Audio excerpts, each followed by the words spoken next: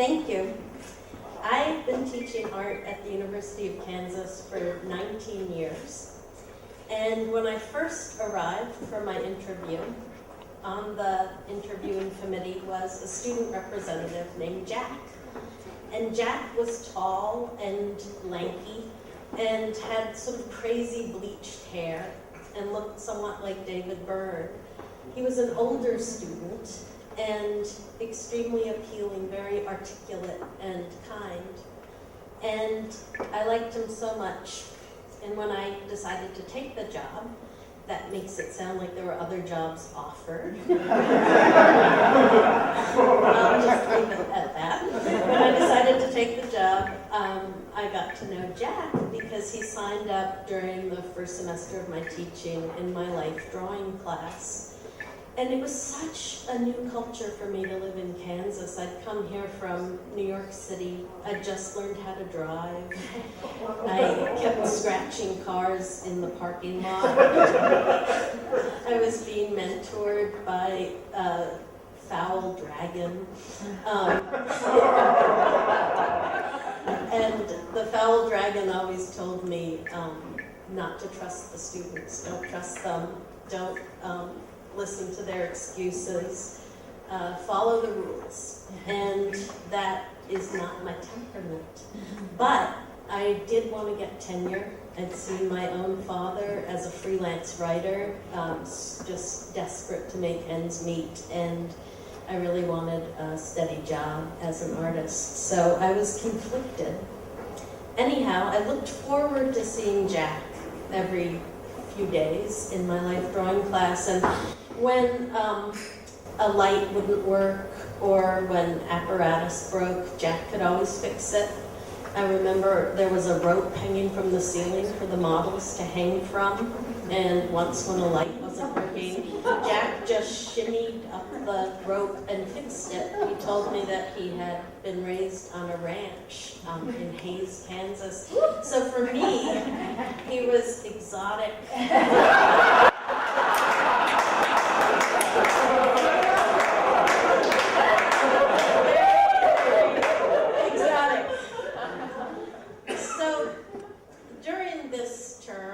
I took great solace in calling New York and home and speaking to my best friend at that time, a woman named Liz, and I called her Lizzie Lee, so I might slip and call her that. And Lizzie Lee was going through a hard time because one of her best friends, a man named Paul, had had HIV since the beginning of the epidemic. So he'd been having HIV, I think, for about 16 years.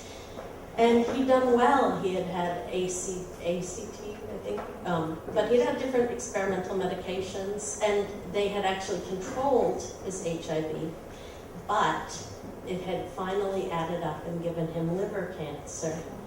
And I called her every night to hear her grief and to discuss the situation with Paul. And as he declined, he decided that what he wanted more than anything in the world was to go to Europe and to see it.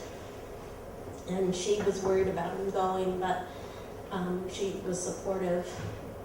At about the same time, Jack came to me and he asked me for a favor. He said that he wanted to take 6 weeks off from classes and go to Europe and travel. And I knew that the mentor dragon would not want me to let a student take 6 weeks off and travel.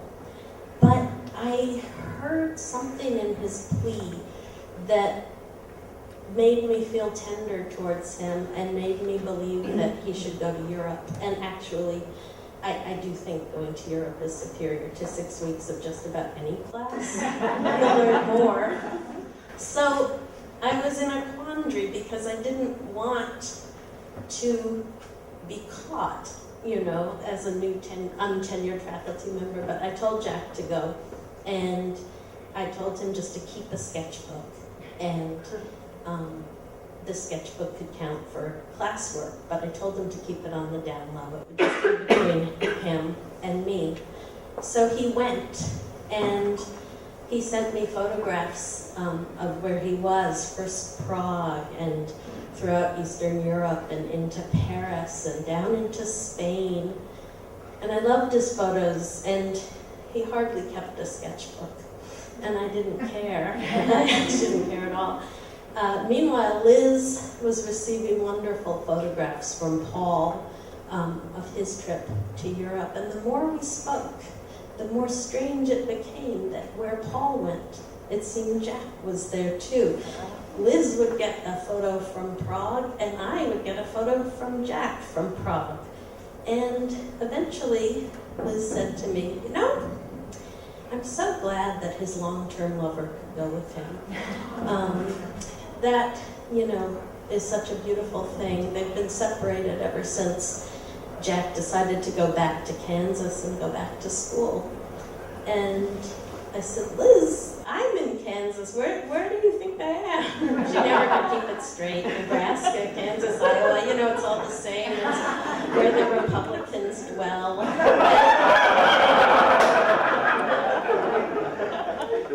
But I said, Liz, is his lover named Jack? And she said, yeah, it's Jack. It's Jack. So I knew that Jack had been with Paul. When Jack came back and greeted him by saying, Jack, you were with Paul. And he was shocked. He said, yes, how did you know? And I told him I knew Liz. And it turned out we knew many people in common. And a few days after returning from Europe, Paul entered the hospital. And a few days after that, he died. And I was so happy that I let Jack go on that trip. And I have always wondered if coincidence has any meaning. And I haven't determined that. There have been some in my life that have been significant. But I was telling my mother today that I was going to tell a story this evening.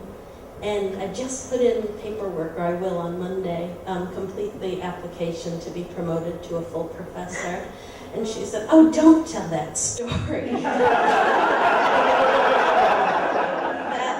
That's a terrible idea. Tell them at the end of the story that you wouldn't do it again. But